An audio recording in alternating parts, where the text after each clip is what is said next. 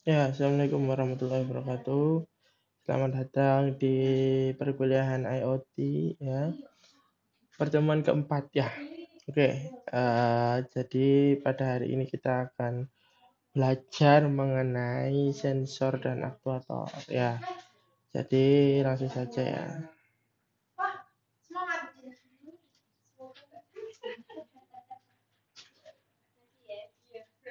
Ya, ini langsung saja kita mulai. Oke, sensor dan aktuator. Oke, ya sudah ya. Oke. Oke. Nah, untuk sensor dan aktuator. Oke, tujuan pembelajarannya yakni mahasiswa mampu mendemonstrasikan sensor dan aktuator, ya kan? Jadi kita fokus apa bedanya sensor sama aktuator, ya. Oke, pengertian sensor sendiri itu adalah sensor adalah perangkat yang merasakan fenomena fisik yang terjadi di lingkungan sekitar. Sensor dapat diklasifikasikan berdasarkan keluarannya sebagai sensor analog atau digital, sesuai dengan tipe datanya, skalar atau vektor. Sensor terbagi menjadi dua, yakni aktif sama pasif. Oke, jadi gampangannya adalah sensor itu adalah sebuah perangkat elektronik di mana perangkat itu dia itu menangkap kejadian yang ada pada sekitar kita. Contohnya misalkan sensor panas, ya kan? Nah, kalau tubuh kita kan merasakan panas kan tinggal dipegang ya. Kulit kan ada reseptornya ya. Nah, kalau sensor ketika dia merasakan panas, dia akan merubah kondisi tersebut, ya kan, menjadi pulsa-pulsa listrik, ya kan. Jadi ada listrik-listrik kecil-kecil. Jadi itu pastinya sensor itu ada berkaitan dengan bahan, ya, bahan pembuatan. Bahan pembuatan itu maksudnya gimana, Pak? Jadi kan ada nih beberapa bahan itu baik dari kimia, ya kan, yang direkayasa secara kimia ya dan material yang bisa mendeteksi adanya panas, ya kan.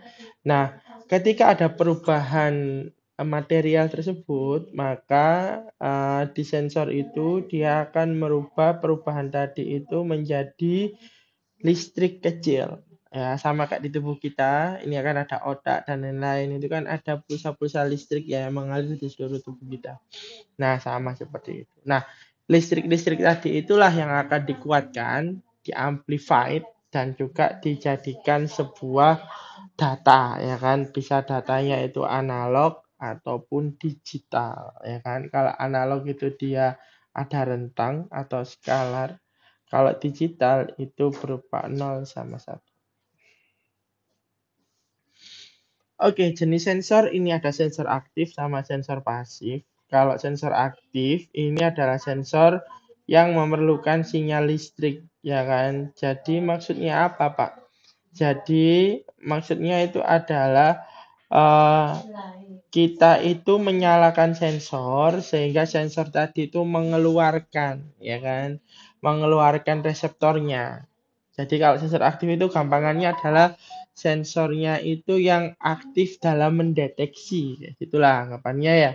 Nah, contohnya apa? Contohnya adalah seperti sensor elektromagnetik ya kan ya, atau sensor jarak pada benda itu merupakan sensor aktif. Itu nanti akan kita jelaskan ya. Jadi kenapa kok dia sensor aktif itu.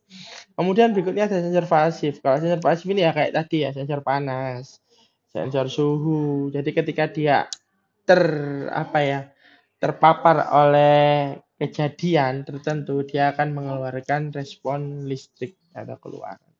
Ya. Oke, berikutnya macam-macam sensor. Ini ada sensor infrared atau inframerah, di mana di sini itu mengukur sifat fisik yang peka terhadap suhu. Nah, ini dia sensor panas, ya kan. Jadi kalau kalian lihat, kalau kamera infrared itu jadi apa kameranya? Ya, hijau ya.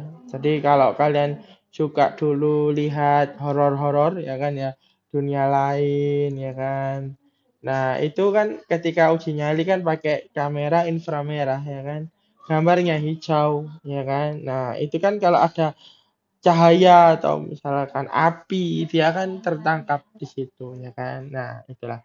Pengukuran dengan sensor inframerah bisa dilakukan tanpa kontak langsung dengan objek yang diukur, sehingga tidak terjadi gesekan dan memiliki keunggulan dalam hal sensitivitas tinggi, respon cepat, dan lain-lain.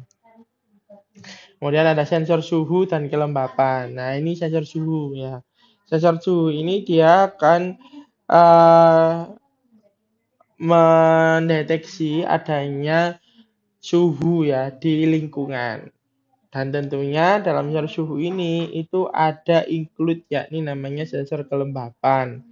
Nah, sensor termokopel ya kan ini dibuat dengan menggabungkan dua jenis logam ya kan material lagi ya.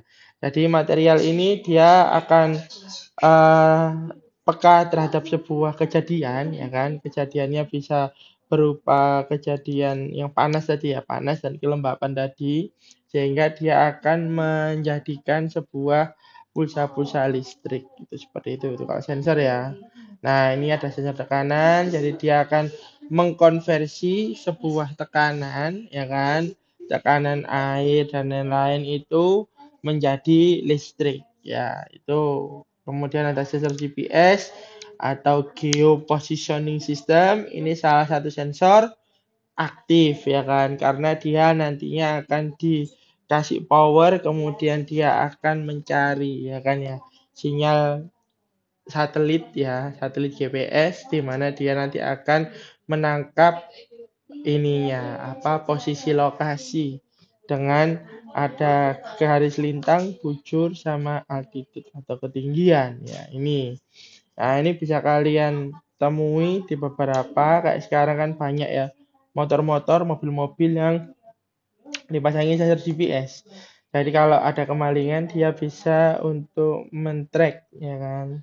Nah, tapi sensor GPS ini perlu diperhatikan. Dia itu harus punya data lagi ya untuk mengirim melalui aplikasi kita ya kan. Contoh, sensor GPS itu hanya menangkap posisi dan untuk mengirimkan ke aplikasi dia butuh internet kayak gitu. Gitu ya. Oke. Nah, sensor proximity. Kalau proximity ini memancarkan medan elektromagnetik dan sinyal radiasi, ya kan? Jadi proximity ini digunakan dalam sistem keamanan, otomasi industri, dan lain sebagainya. Ya. Oke, berikutnya ada sensor ultrasonik. Nah, ini saya omongkan tadi ya. Jadi ini adalah untuk mengukur jarak. Loh Pak, kok kayak mata gitu Pak? Ya, ya. Jadi itu ada dua, ya kan? Ada transmitter sama receiver. Jadi kalau kita lihat ini ada T ya, ada T, ada R, ya kan? Nah, T itu menunjukkan transmitter. Jadi proses kerjanya itu sama kayak indera kelelawar ya, kalau malam. Jadi kelelawar itu kan dia bisa lihat itu kan dengan memancarkan gelombang ultrasonik atau ultrasonik itu adalah gelombang suara yang cukup tinggi sehingga tidak bisa didengar oleh manusia. Nah, sehingga kita nggak dengar apa-apa ya kan ya. Tapi di situ sebetulnya dia memancarkan suara, bukan sound horeg ya, bukan sound horeg ya kan, tapi bentuknya hampir sama kayak sound horeg. Jadi dia mengeluarkan suara, kemudian pantulannya tadi diterima oleh receiver, sehingga jarak tadi itu dikonversi menjadi sebuah satuan jarak, ya sentimeter bisa gitu ya. Tuh, berikutnya ada sensor gas. Kalau sensor gas ini dia peka terhadap gas-gas tertentu seperti LPG, karbon monoksida, dan lain sebagainya. Sensor akselero ini untuk ini ya XYZ ya kan, kayak giro gitu ya. Jadi dia bisa mendeteksi perubahan perubahan yang ada pada permukaannya tadi itu. Ya, tuh. Berikutnya adalah aktuator. Aktuator itu apa, Pak? Kalau tadi kan sensor ya. Sensor itu kan untuk sensing, ya kan, untuk merasakan. Berikutnya adalah aktuator. Kalau aktuator itu adalah dasarnya melakukan beberapa tindakan berdasarkan pembacaan sensor dan spesifikasi yang diperlukan yang berbeda antara satu aplikasi dengan aplikasi lainnya. Aktuator memerlukan kontrol sinyal dan sumber energi. Contohnya apa, Pak? Contohnya adalah motor, kan, torsi. Jadi aktuator di sini itu act, ya kan? Dasar katanya dari act. Act itu apa? Ya, bergerak, ya kan? Action, ya kan ya. Nah, contohnya apa ya? Contohnya kayak dinamo torsi ini ya. Jadi dia akan berputar sesuai dengan listrik yang diberikan. Kalau listriknya besar, ya putarannya juga besar, torsinya besar. Kalau kecil, juga torsinya juga kecil.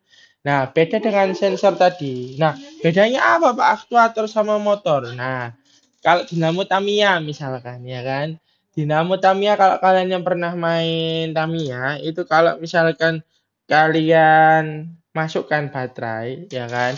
Baik baterainya itu alkalin maupun ABC. Kira-kira ada nggak perubahannya? Enggak, Pak. Ya wis putarannya segitu aja, kecuali kalau baterainya mau habis, ya kan? Nah, ini beda. Kalau aktuator kita bisa setting, ya kan?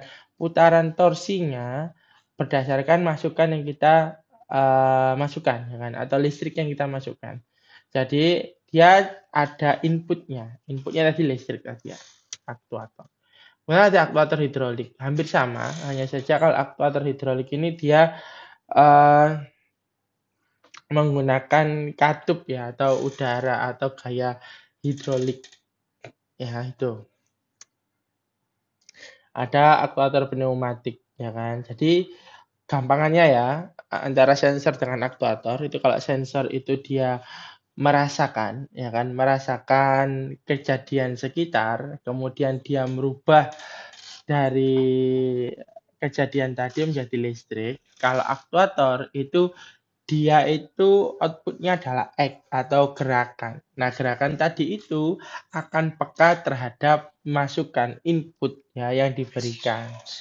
Hampir sama, tapi kalau aktuator itu lebih ke act-nya, bukan listriknya, ya kan ya, pergerakannya. Kalau sensor, semuanya pasti dijadikan sebuah listrik. Kalau aktuator itu meskipun aktuator itu bisa berdiri sendiri ya. Kalau sensor kalau mau dijadikan sebuah luaran itu harus butuh sesuatu kayak gitu.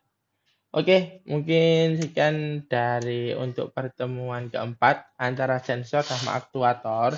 Nah, nanti untuk yang kelas pagi ya, kita habis ini akan coba ya kan kira-kira apa sih ya yang bisa kita buat menggunakan IoT ya bermodalkan sensor ya kan. Untuk anak malam nanti juga akan saya pandu untuk kira-kira alat apa ya yang berguna ya kan yang bisa diterapkan seperti itu. Oke, untuk pertemuan hari ini saya sekian. Terima kasih. Assalamualaikum warahmatullahi wabarakatuh.